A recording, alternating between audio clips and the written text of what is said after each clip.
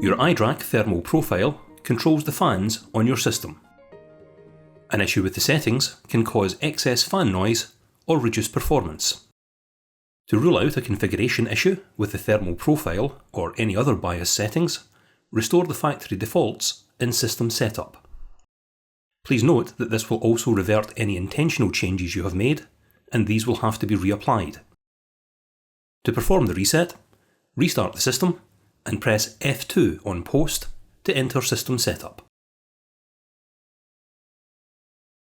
Select System BIOS, then Defaults.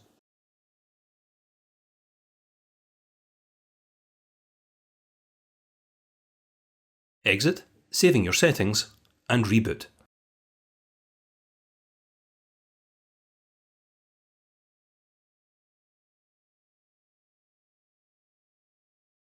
To check the thermal profile, again press F2 on Post to enter System Setup. Go to iDRAC Settings,